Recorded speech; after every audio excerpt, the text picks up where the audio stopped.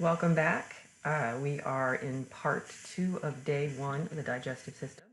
And so we've discussed the oral cavity, where we formed a moistened lump of food called a bolus, and we began our carbohydrate digestion with the salivary amylase. And then we talked about deglutition, which is the process of swallowing. So the food went from the oral cavity to the oropharynx to the laryngopharynx. That upper esophageal sphincter opened, and then the esophagus moved the food, propelled the food by peristalsis wave-like contractions. And then when the food reached the bottom of the esophagus, there was the lower esophageal sphincter that opened. The other name for that is the cardiac sphincter, because there are regions of the stomach, and this region is called the cardiac region. Since this region is close to the heart, that's why they named it that. And then, of course, you get that term heartburn. When that lower esophageal sphincter fails, that's what happens. And so now we have our food in the stomach. And so the stomach, you can see it kind of makes a J. So it comes over to the left side. The spleen is over here. So it's a J-shaped muscular sac. It is about 10 to 12 inches long, roughly.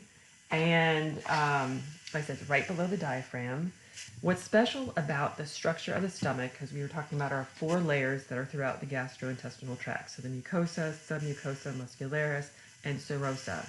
The muscularis layer of the stomach is unique because it has the usual outer longitudinal small smooth muscle fibers. It has the middle circular smooth muscle fibers, and then it has an inner oblique layer. And so that's special about the stomach, so you do need to know that. What these 3 layers allow the stomach to do is to churn your food. And you've all heard your stomach growl. And 2, if you've ever thrown up, which probably everyone has, so vomiting is called emesis, the stomach is capable of completely wringing itself out in that projectile vomiting. And that's all because of that special 3rd layer. So there you go. What's going to happen to our food is our food is going to get mixed with gastric juice. And as the stomach churns, we're going to get that mechanical digestion. And what we call that liquefied food mixed with gastric secretions is called chyme. So chyme forms in the stomach. So that's another thing that's special about the stomach. The other thing that's special about the stomach is that we are now going to begin the chemical digestion of our proteins. So remember the 3 types of foods. We've got carbohydrates, proteins, and fats. We started on our carbohydrates. The stomach is all about digesting protein. There we go. Okay, so the gastric secretions of the stomach are very acidic. So I gave you the range pH 1.5 to 3.5. I like to say roughly about 2, so extremely acidic. Like I said, we're working on our proteins, and proteins are folded chains of amino acids. So first we need to unfold them. So this acid kind of helps to do that. Also, plant cell walls are very fibrous. They're made of cellulose. So the acid helps to break those down. Also, it kills many bacteria. So this is part of that first line of defense. So that's protection. The stomach itself is not very well adapted for that absorption. Like I said, we get mechanical breakdown. We are going to get chemical digestion. But some things are absorbed through the stomach wall. So water, fat-soluble substances, cholesterol, alcohol is absorbed through the stomach wall, and so is the drug aspirin. And so, okay, if you've ever gone out drinking on an empty stomach, it's kind of an easy one to remember. You know that you get drunk faster because it's going to be absorbed in the stomach. But other than that, we're not really absorbing any of our food substances, and I'll show you why in just a minute. Whenever you see gastro or the term gastric, like I said, that root word always refers to the stomach, and perhaps you've heard of people getting a gastric bypass. We'll look at that next week. So whenever you hear that word, it always refers to the stomach. So let's look at the stomach, and we're going to look at the anatomy of it. And so this region right here where the esophagus enters is called the cardiac region because it's near the heart. This dome-shaped part, if I were to draw an imaginary line, the word fundus always means dome. There's a fundus to the uterus as well. It's going to have a dome. So you'll see that word in anatomy a lot, and fundus just means dome. So this little part that comes up and the diaphragm is right here. This mid portion of the stomach is called the body. And then when it starts to narrow and kind of look like a funnel, that's the pyloric region. This is called the pyloric antrum because it's entering into the pyloric canal. This region is where gastrin is made. Gastrin is a hormone that is actually going to be released in the bloodstream and go back and then act on the stomach itself. This sphincter right here, we have the lower esophageal sphincter, which is sort of a wimpy sphincter. Down here, we have the pyloric sphincter. This is a very tough, thick sphincter. This sphincter is one that's going to control gastric emptying. That word pyloric means gatekeeper. The stomach itself has folds in it, which are called rugae. We studied the bladder. The bladder also has folds. And so when the stomach is empty, contains about 50 milliliters of volume if someone's really fasting.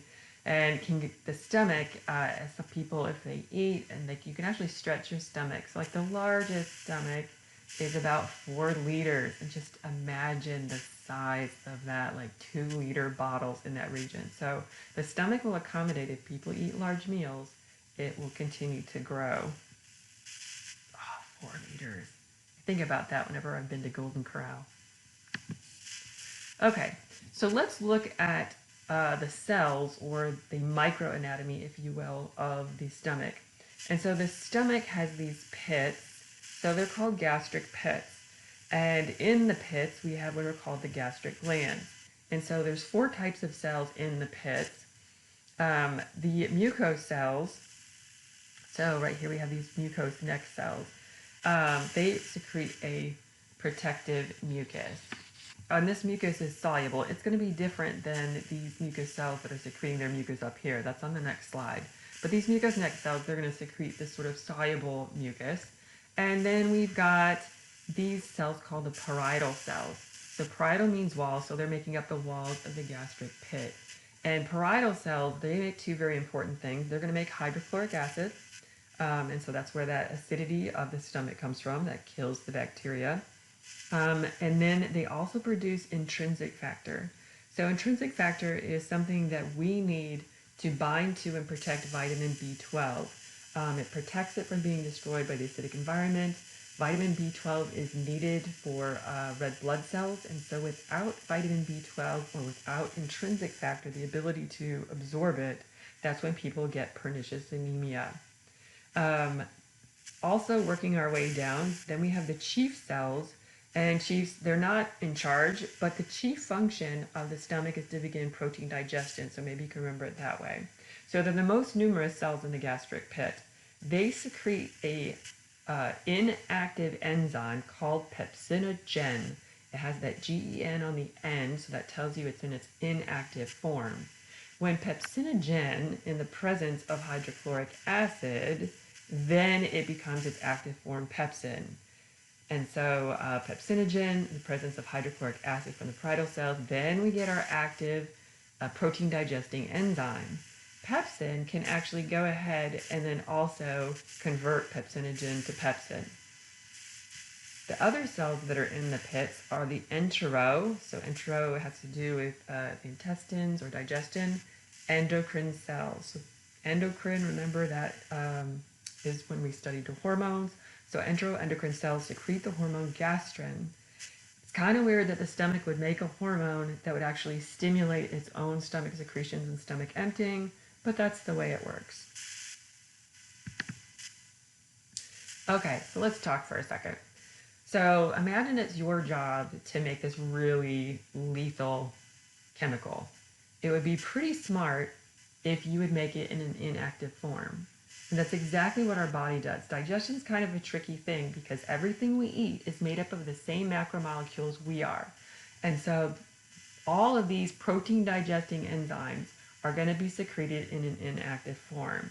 And like I said, that's because we are what we eat. And I don't know if you know what haggis is. Haggis is actually a sheep's stomach that is stuffed with all kinds of things.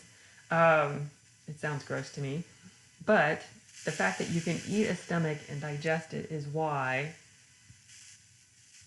all the enzymes are going to be produced in an inactive form. So secreting enzymes in inactive forms protects the body from autodigestion. And so that digestion of self. And so it's just something that the body has to do in order to not digest itself. Okay, so this is just a reminder of what the protein structure, like I said, we're going to begin our protein digestion in the stomach, and just kind of flashback for you. The proteins are chains of amino acids, and usually they have a very complex structure. So first they need to be denatured, and then we're going to start in the stomach. Pepsin is going to just sort of cut these long amino acid chains into shorter chains. We're not going to get full digestion until we go to the small intestine. Okay, so we've got protein digesting enzymes in the stomach, and we've got an acidity of roughly 2. So the stomach really needs to protect itself, and so that's the job of these mucosal cells at the surface of the stomach, so not in the pits. So these cells are going to secrete a special type of mucus. It's insoluble, it's thick and viscous, and it's going to bind bicarbonate. And so remember from our acid-base balance, a bicarbonate is a base. So what that does is it protects the stomach lining. So just right here on the surface of the mucosa, the pH is roughly 7, but inside the stomach lumen, it's very acidic, so we're doing our digestion. And so this is going to protect the epithelium from being damaged. Inside those pits, there are very rapidly dividing stem cells, and on the surface, very rapidly dividing stem cells. It's a really rough job being a stomach cell. So the mucosa of the stomach is replaced every 3 to 6 days. When people go through chemotherapy, they're going through that therapy because of cancer, and cancer is unregulated cell growth. The problem with chemotherapy is it also is going to sort of affect the stomach lining. So it interferes with that regeneration of the gastrointestinal mucosa. And so that's the reason why often with chemotherapy, nausea is a side effect. They've become better at it, but you can get that nausea.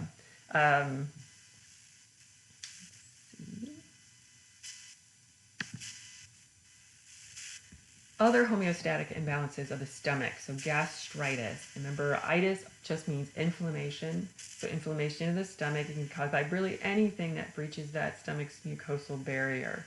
And so when that mucosal barrier is breached, what can happen is that's what's called an ulcer. So this is just showing you a gastric ulcer, and that's when there is a wearing away of that mucosa.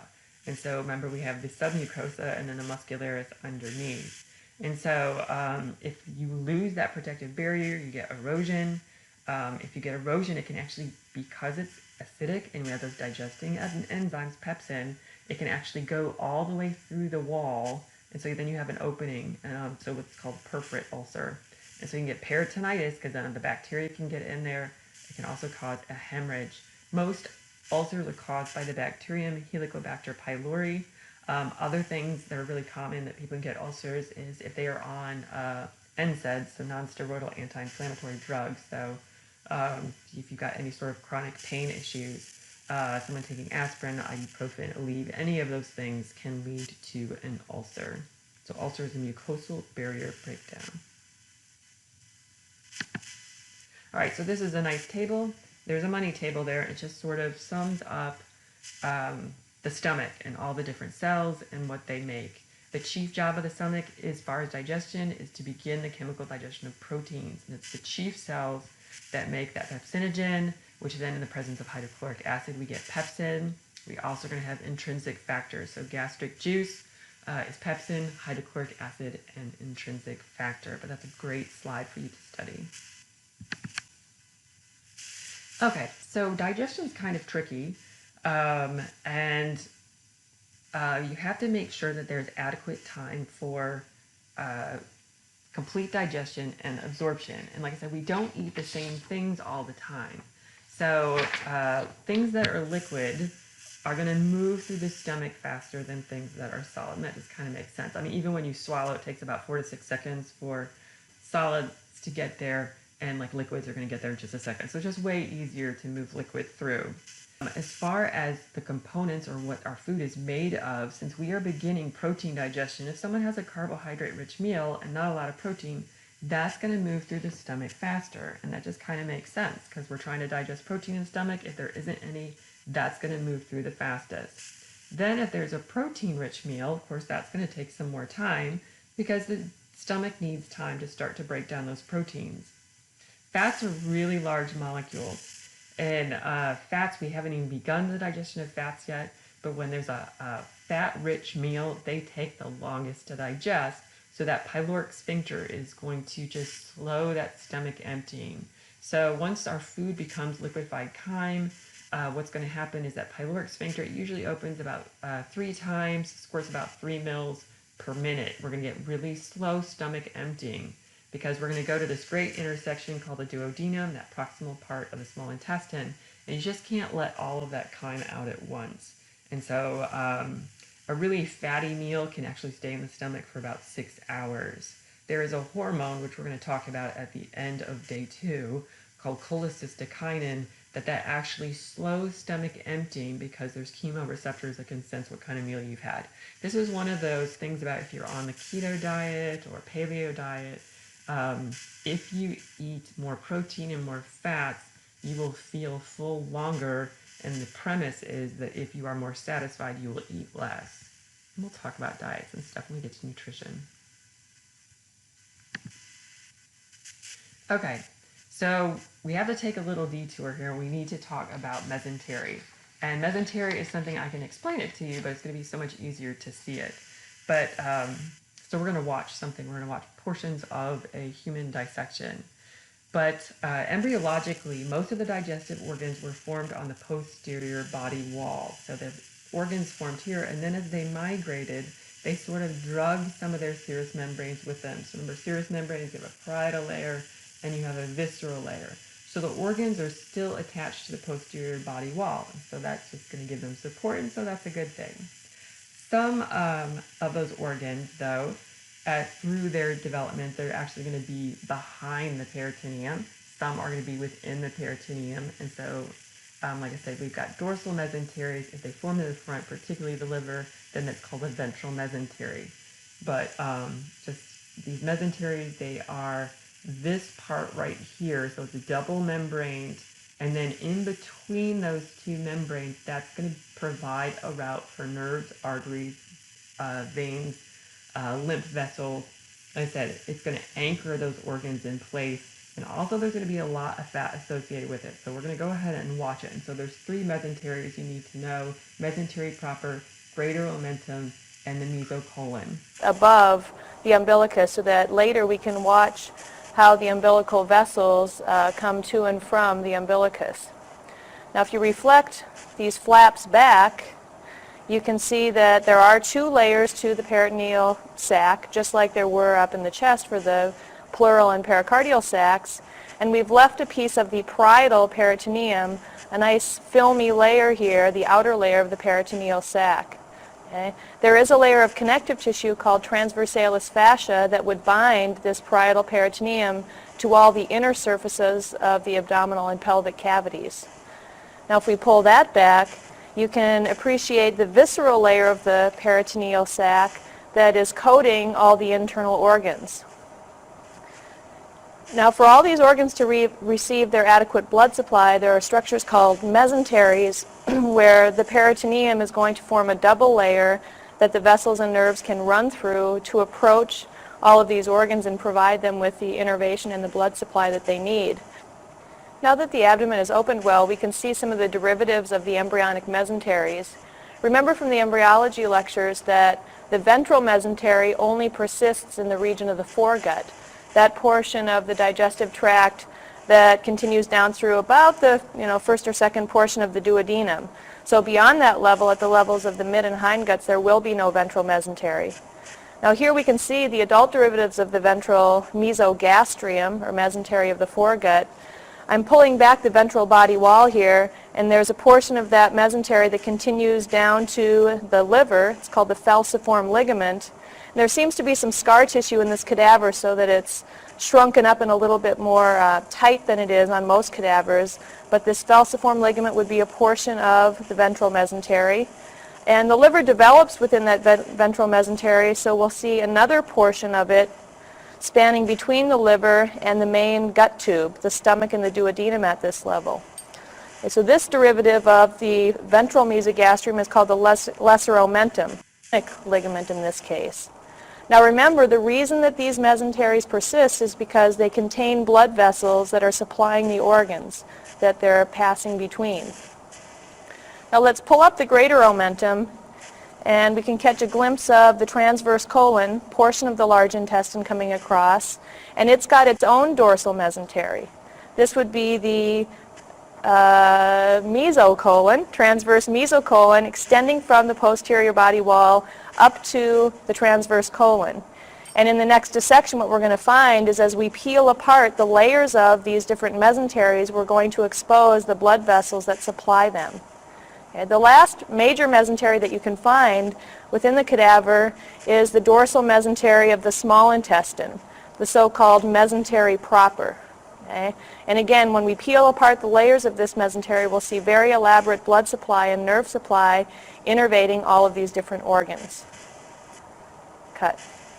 We're going to take you on a quick tour of the abdominal organs, just so you have seen them and are oriented and find them in your own cadaver. Of course, we've got the stomach here in the upper left quadrant, and we've already taken a look at the liver, and this would be the gallbladder tucked underneath its inferior edge.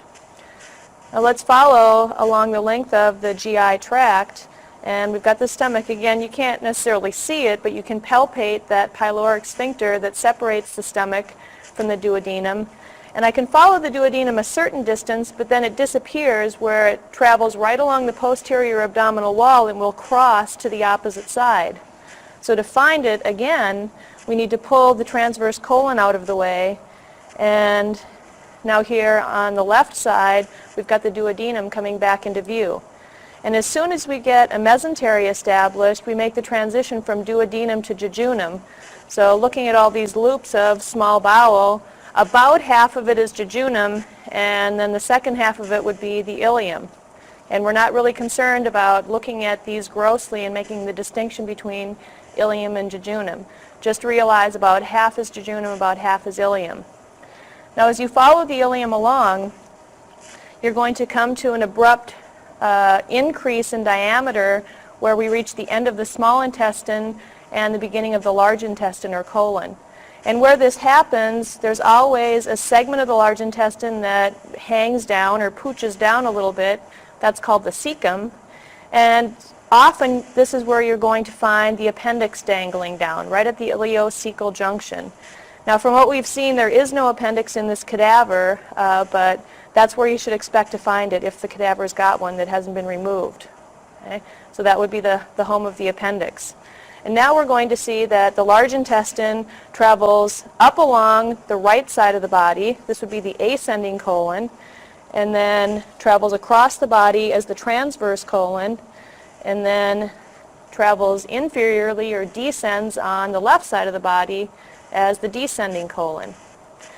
Now in this particular cadaver, the descending colon is very small. It's probably about as big as one of my fingers in diameter, and normally it's at least a couple of inches in diameter. So there seems to be some obstruction in this cadaver. You would normally find something larger. Now notice as I've been flipping organs around here, some of the organs are really plastered against the post. Okay, so we're going to stop it there. You are free to watch the rest of that. It's pretty cool. But she gave you a nice little tour, and then you saw those double membranes, those mesenteries. Okay, so mesentery proper is that double layer full of the peritoneum that anchors the small intestine. So when she was pulling those all apart, and I kind of gave you that picture of like a fan in your notes. So the small intestine, there's three parts to it. We're going there next. The duodenum, jejunum, and ileum. Only the jejunum and ileum have a peritoneum. And so like I said, just sort of anchors it to the posterior body wall. So we still have visceral on the organ. We still have the parietal lining the cavity. But like I said, in between those layers, that's where all the nerves, arteries, veins, lymphatic vessels, and then too, they're also have fat associated with them. The greater omentum, that was that big apron that you sort of just picked up. You've got this large curvature of the stomach, and then that transverse colon that goes across there. And so just think of it just kind of like drapes down. Here's a better picture, drapes down over the front. And so that's going to cushion and insulate the abdominal cavity. There's also macrophages, resident macrophages and dendritic cells that live there for patrol. And something too the greater omentum can do, it can seal off portions of the wall if there is an infection. And then the other one was the mesocolon, And so that attaches the colon to the posterior abdominal wall. And so those are just the three mesenteries. Okay, so this is another money slide, which, oh, there's my, I was like, where's the dollar sign? There you go. So greater omentum. We're going to learn about the falciform ligament in part 2, so day 2. We have the lesser omentum, mesentery proper, and the mesocolon. Like I said, not all organs are going to have a mesentery. Some of them are behind the peritoneum, and so that's called retro, meaning behind peritoneum. So the duodenum, the pancreas, we'll talk about it on day 2, and portions of the large intestine. So just know that not all organs have a peritoneum. So homeostatic imbalances, so inflammation of the peritoneum is going to be called peritonitis. So piercing of the abdominal wall, so abdominal wound. This can happen with plastic surgery. Sometimes when they do the liposuction in the abdominal region, they get a little overzealous and they can pierce that abdominal wall, perforating ulcer.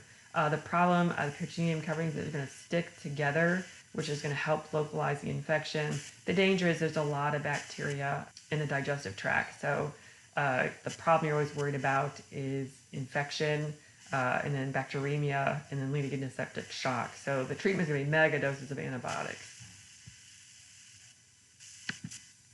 All right, so finally back to food digestion. We took a little detour there. Good news is you can always pause me if it's too much for you, take a little break, and then come back. But I'm going to wrap it up with this one. So we liquefied our foods. We had chyme in the stomach. We've got that pyloric sphincter just sort of squirting out these 3 ml portions of food into the small intestine. So the small intestine, this is the place that our final digestion is going to happen, and then it's going to be all of our absorption of our nutrients that we have digested. It's roughly about 20 feet long. So that first part of it, the coming off the stomach, is going to sort of J off. We've got this little J of the stomach. It's going to move backwards. So it comes off on the upper right side of your abdominal pelvic cavity, and then it's going to cross over to the left side, and it's going to come out. Once it comes out and has a peritoneum, then it's called the jejunum. It's really nothing special to say about the jejunum. Even, that was med school, and she's going, yeah, we're not really concerned with the dividing line between the jejunum, and then the most distal part is the ileum. That word jejunum, how they named it, it just means it was empty at death. The duodenum is this short region that just crosses over to the other side. This is going to be where most of the magic happens, so it's the main site of digestion and absorption. But we've got duodenum, jejunum, about 1/3, and then the ileum we start to see Peyer's patches, so it's somewhat different. And so that's the most distal part of the small intestine. So that's kind of how you know you're in the ileum, is that you see Peyer's patches. So that word ileum just means kind of twisted. All right. So functions of the small intestine, big thing. We are finally going to start working on our fats, so digestion of fats. We're going to completely digest our fats, our proteins, and our carbohydrates into those soluble little monomer units that we can absorb. So we're going to absorb all of our nutrients, carbohydrates, proteins, broken down in simple sugars and amino acids. They get absorbed into the bloodstream directly. Fats are going to be broken down into glycerol and fatty acids. They have to be absorbed into the lymph, and that's special. We'll look at that. We are going to be absorbing water, and our electrolytes are also going to go into the blood. The movement, we're going to have peristalsis. We're going to have segmentation, and then we have that migrating motility complex. Like I said, we looked at those already. Those are special movements of the small intestine. All right, so I call it the great intersection. Money slide, you need to know what am I talking about? So what goes into that first proximal part, the duodenum? Like I said, it sort of makes this little C loop. It's about 10 inches long. They measured it 12 fingers. That's where it gets its name. And it's going to go back over here, the upper left side of the abdominal cavity, and then come out, and then it becomes jejunum. But we have that acidic chyme coming in from the stomach. There's going to be these duodenal glands. They're going to be secreting a bicarbonate-rich mucus, and there's some submucosal Brunner glands that are going to make sure that chyme, it needs to be neutralized. So it's super acidic. We can't have a really thick mucosa to protect the small intestine because we need to absorb our nutrients. We're also going to add the pancreatic secretions. We'll talk about the pancreas in the next section, but we're going to get bicarbonate from the pancreas as well to reduce that acidity. It's also going to help activate the enzymes. Once again, we're making enzymes that could digest ourselves, but the digesting enzymes that the pancreas makes, lipases, digest fats, proteases digest proteins, amylases digest starch, and nucleases are going to digest DNA because we eat other cells. We're also going to get the liver involved. And so the liver, as far as its digestive function, it makes bile. So bile is made by the liver and then it's stored in the gallbladder. Bile helps us to digest our fats. It emulsifies our fat, so it breaks it into small little fat droplets. And then, so that is going to help us with our fat digestion. So the big thing about the small intestine, that's why it's in blue, is the main site of final digestion and absorption. Because we get that chyme, bile, those pancreatic secretions in the duodenum, that's why it's the main site for that. And so I'm not saying the rest of the small intestine doesn't do anything, but this is just kind of a nice picture. You see the majority of that magic's going to happen because of chemistry in the duodenum. We're still digesting carbohydrates, proteins, and lipids, and we just do a little bit lower absorption in the ileum. So I'm not saying the rest doesn't matter, just saying most stuff happens in the duodenum. Like I said, jejunum, not a lot to say about it. And then we get to the ileum, and then you see those Peyer's patches, and that's that mucosa-associated lymphoid tissue, just that associated with that lamina propria of the mucosa, and that defends our portals of entry. So there's some special anatomical features that you need to know about the small intestine. Since this is where all the magic's happening, we want to really increase the surface area of the food tube. So we have circular folds of the mucosa and the submucosa. So we have these large circular folds. On the circular folds, we have these finger-like projections called villi. So this is a projection. You've got our capillaries, and we also have our lymphatic vessels. Those are the lacteals for our absorption of food across this mucosa. So we have circular folds, which increase surface area. The villi, one is called a villus. And then on the surface of the mucosa itself, now we're just looking at one cell on a villus, they have microvilli, so they're folded. And so all of this is increased surface area so we can do our final digestion and our absorption. We're going to get our amino acids and our sugars into the blood. Fatty acids and glycerol, our fats, are going to be absorbed into the lymphatic system, into those lacteals. So embedded on the border, because you think we've got peristalsis, we've got segmentation and migrating motility complex, we don't want to lose our enzymes. And so what the body does is it embeds those enzymes into the cell membranes of those mucosal cells, so the microvilli. And so they call it the brush border. We'll look at it in a minute. So those enzymes are the ones that are doing those final catabolic breakdown enzymatic reactions before we can absorb our food. So peptidases are going to break proteins down into amino acids so we can absorb those. We have enzymes like called sucrase, maltase, lactase. And so sucrase breaks down sucrose, maltase breaks down maltose, lactase breaks down lactose. So it breaks down our sugars into those little monosaccharide units so we can absorb them in the bloodstream. And then we finally have lipases, which are going to break down fats into fatty acids and glycerol, so we can absorb that into lymphatic tissue. And those lacteals, lymphatic vessels. And so there's just kind of a picture. That's everything I just kind of said. You can go ahead and read that. I'm not so concerned that you know the pumps that are actually doing it, but we're going to use all kinds of transport, so just active and passive transport, to make sure we get all of our food stuff into the mucosa and then absorbed into the bloodstream or the lacteals if we're talking about fat. Like that. So just kind of reminding you of the structure of a triglyceride. This is the most common fat that we absorb. We have a glycerol molecule, and each one of these long chains is a fatty acid. Fats are not water soluble, so that's why we have to get bile to emulsify them, and then they're going to be absorbed into our lymphatic system. Okay, yeah, so there's kind of everything I just kind of said. And I said we're going to use all different types of transport. I'm not going to ask you that in particular, but just kind of understand how things are going to be absorbed from the lumen into the mucosal cells, into the blood, or if we're talking about fats, it goes into the lacteals. We're going to look at that in just a second. All right, so here's a money slide, because I don't know why students have a hard time with this. This is looking at the mucosa of the small intestine. You can see that it looks kind of velvety, so that's why they called it a brush border. But when I ask you this, here's the answer. The enzymes that perform the final catabolic step for carbohydrates, starches, proteins, lipids, nucleotides are collectively called the brush border enzymes. They are found on the microvilli of the small intestine. So those are the enzymes doing that final breakdown step. All right, so the surface of the small intestine, we've got crypts as well. So since we have all of these folds, and so we have goblet cells, which are going to make mucus, and so that's going to be protective and sort of it's viscous, so just and kind of help the food slide along. We have enteroendocrine cells again. They're going to make hormones to control digestion, and we'll talk about those in day 2. There's Paneth cells there that are actually going to make antimicrobial chemicals, so it just help with that protection. And of course, it's rough being a cell in the digestive tract, so we're going to have stem cells that are going to replace that intestinal mucosa. And so these enterocytes are just secreting intestinal juice in about 1 to 2 liters per day, and so we're going to end up absorbing a lot of that fluid back.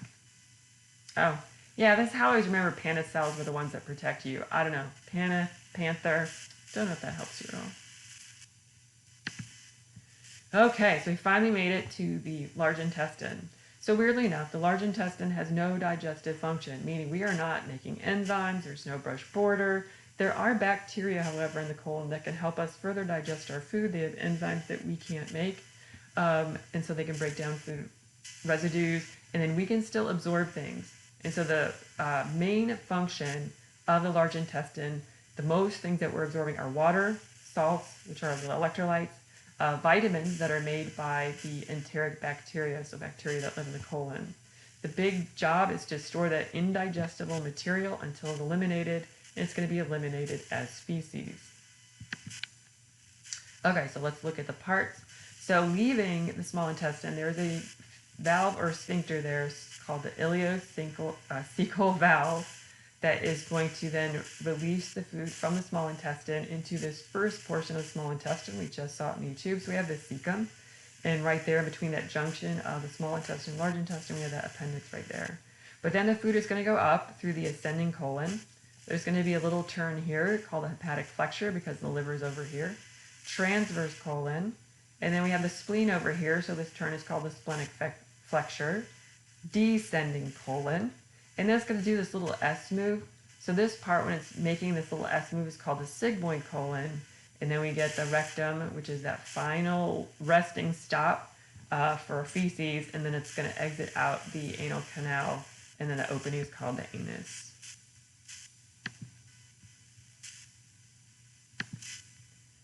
Like that. So that's you're going to find, it should be more like right here, but vermiform just means worm or worm-like. So it's just that blind-ended lymphatic tissue. We kind of talked about this already when we did lymphatic system. It's a bacterial reservoir. To repopulate, the idea is repopulating good bacteria into the colon, or if there's bad bacteria there and it's an infection, then you get appendicitis. And so when it becomes inflamed, the danger is it could burst because it's not really designed for stretching. And then you would get bacteria in the abdominal pelvic cavity, which could cause peritonitis. So if someone has an infection in the appendix, they just remove it, you can live without it. And you're safer to have it removed rather than risk becoming septic and dying of shock. Okay, so there's some anatomical features that you're only going to find in the large intestine. One is called the tinea coli, and these are 3 bands of longitudinal muscles. So you can see one on this picture, and so I kind of drew this picture. So just imagine every third of the way around there is a band of muscle tissue.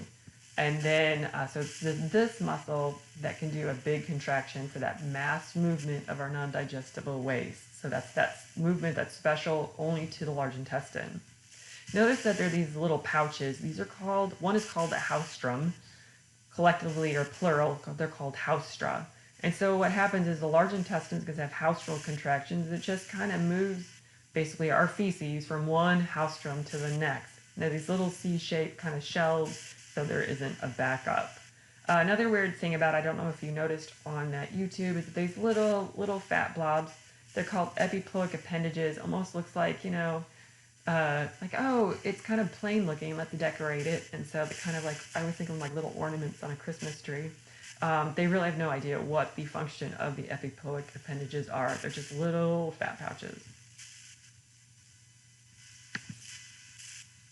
If we look at the microanatomy, we see a lot of goblet cells. And so think about it, we are absorbing water, so our waste is becoming more solid, and so it just sort of helps lubricate, binds that fecal matter, and helps it to move through the large intestine. So it's going to protect also the mucosa against abrasiveness. There's a lot of bacteria there, so those bacteria are called microbiota or microflora. And these are helpful, not harmful, and they do make vitamins for us, vitamin K, B, B1, B2, B12. They are also the ones that are generating that gas. Okay, so that final straight part, so to be erect means to be straight, so the rectum is this straight part, and so it's between the sigmoid colon and the anal canal. So we've got the rectum. There's this rectal valve, which is why you can emit gas without, sharding yourself. And so it holds the feces there. And then we have some two sphincters that are going to guide defecation or control defecation. And so we have an involuntary sphincter, it's the internal anal sphincter, which is going to be just like micturition, it's smooth muscle. And then we have the voluntary control, which are the external anal sphincters. So this region right here that's flanked by sphincters, this part is called the anal canal. And then when it exits out the anus. There are veins that are in that region that these are the ones that when they're like varicose veins when they become hemorrhoids, and so they can be painful. So what's in feces, you ask? I know you wanted to know, because this is what you talk about at dinner. The majority of it is actually, even though it's solid, it's going to be 75% water, 25% solids. And the big thing, these are going to be our indigestible remains. The color of your feces, yes, it does come from your food somewhat, but the majority of it's going to be from the breakdown of hemoglobin. So hemoglobin is going to get broken down into biliverdin, bilirubin, and the liver is going to use that to make bile. And so it's released into the intestine, and then it's converted to stercobilin, actually by the bacteria, and then you get that lovely brown color. So heme truly does color your world. Like I said, there's a lot of bacteria in feces, and also just the cells that we shed. And so there's so many bacteria that live there. Bacteria outnumber our cells at least 10 to 1. And so they're going to enter from the small intestines or from the anus, and they colonize the colon. Like I said, they're the ones, they have enzymes we don't, so they make gas when they go through fermentation. And so that's what we release. And I don't know who measured this, but evidently we all release about 500 mils of gas per day. The big thing that we can't digest is the fiber in our diet, which is going to be cellulose. So cellulose is what plant cell walls are made of. So think of the crunch in your celery or your apple, your fruits and your vegetables. That is the part we cannot digest. So that's the fiber in our diet, which is a good thing because it helps the feces not get too solid and helps us move that along. So when the rectum becomes sufficiently full, then, like I said, I kind of already showed you the internal anal sphincters. They're smooth muscle involuntary. External sphincters are skeletal muscle. They are voluntary. We can put off defecation a lot longer than we can put off urination. So let's go ahead and watch that process. Defecation. Defecation reflex. Mass movement drives the feces into sigmoid colon where it is stored. The desire for defecation occurs when some feces enters rectum due to the mass movement. Increase in intrarectal pressure to about 20 to 25 centimeters of solution causes the desire for defecation. Act of defecation. There is development of mass movements. The feces is pushed into the rectum and defecation reflex is initiated. Process of defecation involves contraction of rectum, relaxation of internal and external anal sphincters. Gastrocolic reflex. It is the contraction of rectum followed by desire for defecation caused by distension of stomach by food. Pathway for defecation reflex. There is entry of feces by mass movement. Rectum is distended. Sensory nerve endings are stimulated. Impulses are transmitted via efferent fibers of pelvic nerve to defecation center. The center sends motor impulses to the descending colon, sigmoid, and rectum via efferent nerve fibers of pelvic nerve. Impulses cause strong contraction of sigmoid colon and rectum and relaxation of internal sphincter. Simultaneously, there is relaxation of external sphincter. So those parasympathetic fibers are going to be the ones that are stimulating or aiding. Oops, there we go. So this is just sort of everything that the video just said. I will leave that for you to read and to study. I think we just watched it. There's really not a whole lot else to say. Okay, so think about it. One of the main jobs of the large intestine is to absorb water. We take water, we get water from our food, we get water from the liquids that we drink, but I think we're also putting a lot of secretions into the food tube, so we're also going to reabsorb that back. And so the majority of it's going to get absorbed in the small intestine, but like I said, the colon is also going to absorb some of that water, and then we'll also lose it in feces. So it's the amount of water that's left in the feces that gives it the consistency, and also the amount of fiber, because that helps to sort of break it up so it doesn't form a hard mass. So homeostatic imbalances. Diarrhea, so those are watery stools. That occurs when the large intestine doesn't have enough time to absorb the remaining water because it's going to be moved through really quickly. Bacteria are making toxins that also cause water to leave and not be absorbed. And so there's anything that irritates the colon, so there's bacterial enterotoxins. Two, just jostling. It happens a lot in marathon runners will get diarrhea.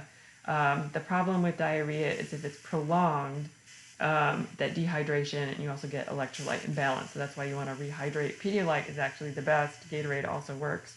But then if we can get acidosis, we can also get a loss of potassium. So you really want to make sure that someone is getting hydrated if they have diarrhea.